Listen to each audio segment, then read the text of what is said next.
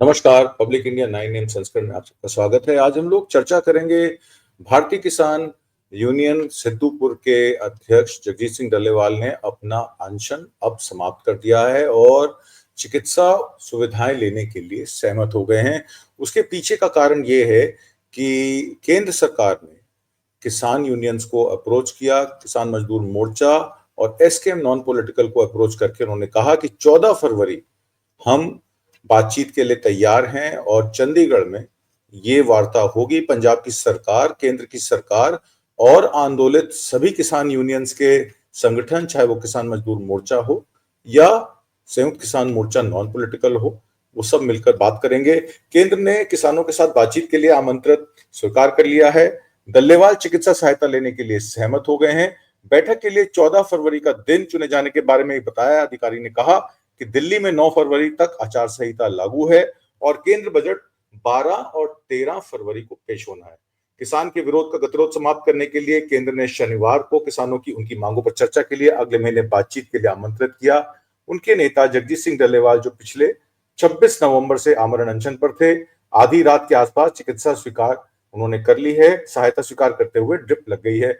उनके साथ 111 किसान जो भूख हड़ताल पे बैठे थे, आमरण अनशन पर बैठे थे, वो और 10 किसान हरियाणा के, यानी कि टोटल 122 लोगों ने भी अपना 121 माफ कीजिएगा लोगों ने भी अपना अनशन जो है अभी फिलहाल के लिए स्थगित कर दिया है। अगर केंद्र की सरकार 14 फरवरी तक किसानों को नहीं मिलती है तो फिर ये अनशन फिर से शुरू होगा, ऐसा किसान यूनियंस का कहना है। संयुक्त सचिव प्रिय रंजन के नेतृत्व में केंद्रीय कृषि मंडल के अधिकारियों के एक प्रतिनिधि मंडल ने जगजीत सिंह डल्लेवाल से मुलाकात की और उनके संयुक्त किसान मोर्चा गैर राजनीतिक और किसान मजदूर मोर्चा केएमएम के प्रतिनिधियों के साथ बैठक करने के बाद यह सफलता पूर्वक बात हुई है। बैठक में के बाद प्रियरंजन ने एक प्रस्ताव पढ़ा जिसमें डल्लेवाल ने अपनी भूख हड़ताल समाप्त करने के लिए आग्रह किया। उन्होंने और किसान नेताओं ने 14 फरवरी को शाम 5 बजे चंडीगढ़ के सेक्टर 26 के महात्मा गांधी लोक प्रशासन संस्थान में एक बैठक के लिए स्वीकार्यता भरी है। यह निमंत्रण Jagjit Singh Dallewal, SKM non political और केएमएम के समन्वयक सरवन सिंह पंधेर को भी उसमें वो शामिल हैं। और डल्लेवाल जी की स्वास्थ्य को लेकर सरकार अब कह रही है कि हम बहुत चिंतित हैं। दोनों मंचों के नेताओं और डल्लेवाल जी से मुलाकात के बाद केंद्रीय कृषि मंत्रालय ने केंद्रीय मंत्री और पंजाब के कैबिनेट मंत्रियों के साथ चर्चा के लिए निमंत्रण दिया है। ये फरवरी 2024 में हुई बैठकों के सिलसिले में से आगे बढ़ेगा। जो फरवरी में बैठक हुई थी, जो फेल हो गई थी, उसके बाद ये अगली बैठक अब 14 फरवरी को एक साल बाद की जा रही है। हालांकि मोदी सरकार से सवाल किया जाना चाहिए कि आपको एक साल लग गया किसानों के पास उनकी डिमांड को लेकर वापस आने के लिए। और ये बड़ा एक सीरियस मामला है क्योंकि अभी तक आपने देखा है जिस तरीके से केंद्र की सरकार 2020-21 के बाद जब उन्होंने वादे किए थे कृषि बिलों के बारे में, जो कृषि बिल वापस हुए थे, उसके बाद उन्होंने कहा था एमएसपी को देशव्यापी कैसे बनाना है, इसके लिए हम एक उचित कार्रवाई करेंगे, उसको देशव्यापी करेंगे, उसको कानूनी जामा पहनाएंगे। बिजली अधिनियम बिल में संशोधन करके क्रॉस सब्सिडी जो किसानों को दी जाती है बिजली की, उस पर प्रावधान करेंगे। तीसरा, उन्होंने कहा था कि पराली को लेकर जो कानून है, जिसमें सजा का कानून है, उसको हम हटाएंगे और उसको पराली को संबोधन करेंगे कि किस तरीके से पराली का निवारण करना है, उसकी बेलर मशीन्स का और तमाम यंत्रों का इस्तेमाल जो है वो पंजाब और हरियाणा की सरकार को मुहैया कराने के लिए वो तत्पर थे उस समय, और उन्होंने कहा था हम करेंगे। ये सारे वादे उस समय संजय अग्रवाल की चिट्ठी में 6 दिसंबर 2021 में किए गए थे। किसान कर्जों का माफी को लेकर केएमएम और एसकेएम नॉन पॉलिटिकल बहुत शुरू से ही कहती आई है कि किसानों के कर्जे माफ होने चाहिए। जब कॉर्पोरेट के 14-16 लाख के करोड़ के कर्जे माफ हो सकते हैं तो किसानों के कर्जे क्यों नहीं माफ हो सकते। अगर भूख हड़ताल पर बैठेंगे तो 121 किसान बताएं कि वो चिकित्सा सहायता तब लेंगे डल्लेवाल साहब जब उनकी महत्वपूर्ण मांग, जो कि यानी कि एमएसपी की कानूनी गारंटी के रूप में, जब तक उनको सहमति नहीं आती सरकार से तब तक वो नहीं करेंगे। ये डल्लेवाल जी का कहना था। और जो आखिरी मांग थी वो थी किसानों के जो केसेस उनके ऊपर किए गए थे पिछले आंदोलन में, उन केसेस को खत्म करने की बात जो थी वो किसान कर रहे थे कि कर्जों के साथ साथ हेल्थ और एजुकेशन बेनिफिट्स, यानी कि जब सोशल सिक्योरिटी में गरीब परिवारों को 5 किलो राशन दिया जाता है, उनके लिए आरोग्य सुविधाएं दी जाती हैं, उनको 5 लाख की हेल्थ इंश्योरेंस दी जाती है, उनके बच्चों को एजुकेशन का प्रावधान है, तो किसानों के बच्चों को एजुकेशन का प्रावधान या हेल्थ बेनिफिट्स क्यों नहीं दिए जाते, वो दिए जाने चाहिए, ये किसानों का कहना था। हाउएवर, बीकेयू सिद्धूपुर के उपाध्यक्ष काका सिंह कटोरा ने यह भी कहा है कि खनौरी और शंभू दोनों सीमा बंधों पर विरोध प्रदर्शन हमेशा की तरह जारी रहेगा। शनिवार की बैठक दोपहर 2 बजे से रात 10 बजे तक 3 दौर में हुई। कृषि मंत्रालय और प्रदर्शनकारियों किसानों के बीच पहले सीधी बातचीत थी, जो पिछले 13 फरवरी से खनौरी और शंभू में डेरा डाल के बैठे हैं। एक साल के बाद 13 फरवरी एक साल पूरा हो जाएगा, 365 दिन हो जाएंगे। पिछली बार भी आपको याद होगा 13 महीने किसान आंदोलित रहे थे, उसके बाद किसानों का 3 कृषि बिल वापस किए थे, 750 किसान शहीद हो गए थे, किसानों के परिवारों को मुआवजे देने की बात की गई थी, उनके लिए स्मारक बनाने की बात की गई थी। इस पर भी चर्चा इस मीटिंग में होगी। और ये जो 365 दिन बाद मीटिंग हो रही है, इसमें भी बहुत सारे किसान जो है आत्महत्या या नेचुरल कॉजेज से जिनकी डेथ हुई है, उनको भी मुआवजा देने की बात इस बार की जा सकती है। सुरक्षा बलों ने दिल्ली मार्च को रोक दिया था, आंसू गैस के गोले, पेपर स्प्रे छोड़े थे।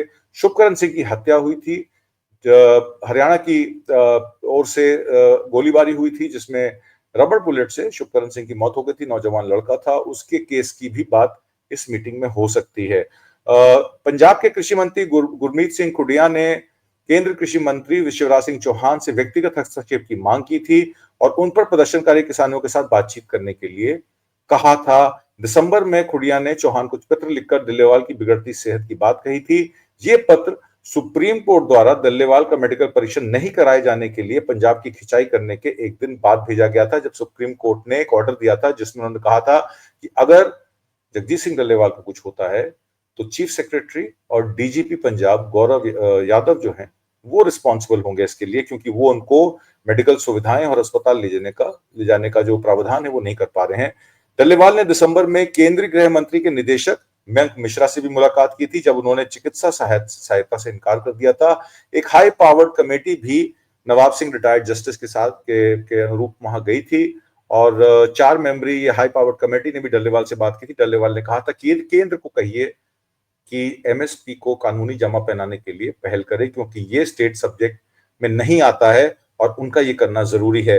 मैं आप दर्शकों को याद दिला दूं, 5 जनवरी 2022 को जब एसकेएम के निमंत्रण पर पीएम मोदी पंजाब दौरे पर बीकेयू क्रांतिकारी विरोध कर रहा था, वहां डीसी ऑफिस के बाहर उनका पुतला जला रहा था, तब मोदी फिरोजपुर के प्याराना गांव के पुल से वापस लौट गए थे। आपको याद होगा, एक रैली को संबोधित करने वो जा रहे थे।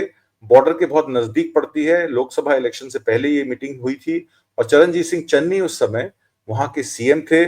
और इस संबंध में, माफ कीजिएगा, लोकसभा नहीं, विधानसभा इलेक्शन थे पंजाब के, उस समय की बात है ये, पिछले विधानसभा इलेक्शन में एक मीटिंग को संबोधन करने गए थे और वहां पर पुलिस जो थी, पुलिस ने पहले ट्रैफिक पुलिस को रोका था, इस संबंध में मामला दर्ज किया गया था।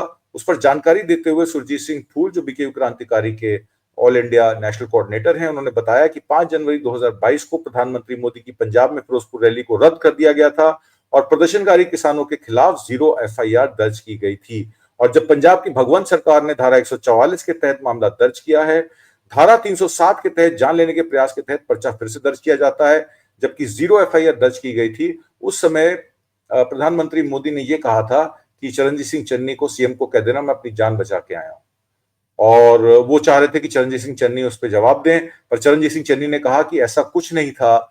डीसी ऑफिस के बाहर बीकेयू क्रांतिकारी के लोग, बलदेव सिंह जीरा और उनके साथी वहां पर जो प्रदर्शन कर रहे थे, वो प्रधानमंत्री मोदी को लेकर नहीं था और प्रधानमंत्री मोदी किसी अकारणवश वहां फ्लाईओवर पे रुक गए, शायद उनकी सिक्योरिटी ने उनको आगे नहीं जाने दिया और वापस दिल्ली लौट गए। इससे उस प्रदर्शन का या बीकेयू क्रांतिकारी के जो प्रदेश अध्यक्ष हैं बलदेव सिंह जीरा का, उनसे कोई लेना देना नहीं है, जो कि बेतुका और मनमाना फैसला है, ये हम पे दबाव बनाने के लिए है। उन्होंने पंजाब सरकार को चेतावनी देते हुए कहा कि अगर किसी भी किसान के खिलाफ ऐसी कोई कार्रवाई की गई तो संगठन कड़ी प्रतिक्रिया देगा। जिस धारा के तहत मामला दर्ज किया गया था, जिसे अब पंजाब पुलिस ने केंद्र सरकार और सुप्रीम कोर्ट के दबाव में 307 के तहत मामला बना दिया है, जबकि तथ्य यह है कि प्रधानमंत्री मोदी का काफिला करीब 1 किलोमीटर पीछे खड़ा था, कोई संघर्ष नहीं हुआ, कोई घायल नहीं हुआ, या तो फिर पूरी तरीके से धोखाधड़ी है। और अब बीकेयू क्रांतिकारी के प्रदेश अध्यक्ष बलदेव सिंह जीरा के समेत कई नेताओं और कार्यकर्ताओं पर हत्या के प्रयास के मामले दर्ज किए गए हैं। उन सभी साथियों से वो अपील करते हैं कि इसका कड़ा विरोध करें।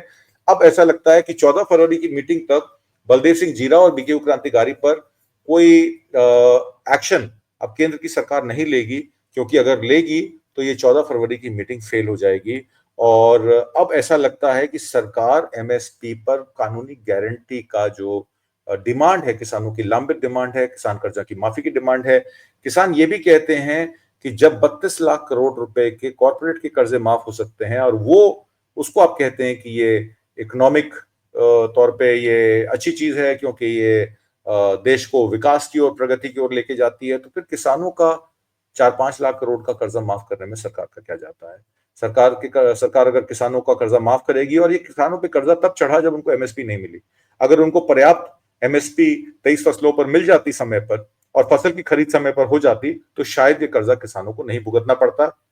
इसकी पूरी जिम्मेदारी एमएसपी को ना लागू करना, एमएसपी पर 23 फसलों को ना खरीदना, पानी के बढ़ते स्तर, जो वाटर टेबल है उसका जो स्तर है वो लगातार नीचे जा रहा है। किसान चाह रहा है कि धान और गेहूं के अलावा और फसलों की भी खरीद होनी चाहिए और सरकार को इस तरफ ध्यान देना चाहिए। किसानों की आय सबसे कम बढ़ी है पिछले 20 वर्षों में या 30 वर्षों में। और अगर आप देखें तो 8th पे कमीशन में जो सरकारी एम्प्लॉइज हैं, जो गवर्नमेंट एम्प्लॉइज हैं, उनकी पे देख लें, यूनिवर्सिटी प्रोफेसर्स की पे देख लें, स्कूल के टीचरों की पे देख लें, तो सबकी पे जो है 120 गुना से 150 गुना बढ़ी है। और किसान ही ऐसा वर्ग है जिसमें आय मात्र 19 टाइम्स बढ़ी है या 19 गुना बढ़ी है पिछले 50 वर्षों में। 1970 से लेके अगर आप 2024 तक का आंकड़ा लें तो किसान जो है हाशिए पे खड़ा है, किसान कर्जदार है, उसके बच्चे जो हैं पढ़ लिख नहीं पाते हैं। और सबसे बड़ा जो रोजगार का क्षेत्र है अनऑर्गेनाइज सेक्टर में, वो किसानी से ही पूरा होता है, क्योंकि आपको पता है वैश्विक मंदी के चलते ऑर्गेनाइज सेक्टर में लेबर नहीं अवेलेबल है। लेबर अवेलेबल है पर काम नहीं है, फैक्ट्रियां नहीं चल रही हैं, प्रोडक्शन कैपेसिटी बहुत लिमिटेड है। तो क्योंकि ऑर्गेनाइज सेक्टर में जॉब एम्प्लॉयमेंट्स है नहीं, अनऑर्गेनाइज सेक्टर नोटबंदी और जीएसटी के चलते बहुत बुरी हालत में है। 6 करोड़ यूनिट मीडियम यूनिट्स और 60 करोड़ स्मॉल यूनिट्स लॉकडाउन के बाद से बंद हो चुके हैं। उससे पहले नोटबंदी का असर, नोटबंदी, फिर जीएसटी और आखिर में जो मार पड़ी कोविड की, उसमें बहुत सारा 90% जो असंगठित क्षेत्र का एम्प्लॉयमेंट जनरेट करता है, रोजगार जनरेट करता है, वो आज लेबर जो है वो खाली बैठी है, या तो वो ई रिक्शा चला रही है या वो छोटे मोटे काम करके दुकान लगा के अपने बच्चों का पालन पोषण कर रही है। तो ये एक बड़ा सीरियस मामला है। इस पर हम एक फिर प्रोग्राम करेंगे और आपको कल सुबह इस पर विस्तार से चर्चा करके आपको हम बताएंगे किस तरीके से 8वें वेतन आयोग में देश एक तरफ प्रगति की तरफ बढ़ रहा है पर किसानों को साथ लेके नहीं चल रहा। ये वही किसान हैं जो अन्नदाता हैं, जो हमारा आपका पेट भरते हैं और जो 1965-66 के दशक से ग्रीन रेवोल्यूशन में हमारी जीडीपी को बढ़ाने के लिए, देश को आत्मनिर्भर बनाने के लिए सबसे ज्यादा कार्यरत हैं। उम्मीद करता हूं आपको आज का कार्यक्रम पसंद आया होगा। कमेंट बॉक्स में जरूर अपने कमेंट्स लिख के भेजिएगा। कल फिर मैं एक नए सब्जेक्ट के साथ आपके साथ रूबरू होऊंगा, पेश होऊंगा। उम्मीद करता हूं आपका दिन शुभ हो। नमस्कार, शुक्रिया, जय हिंद, धन्यवाद।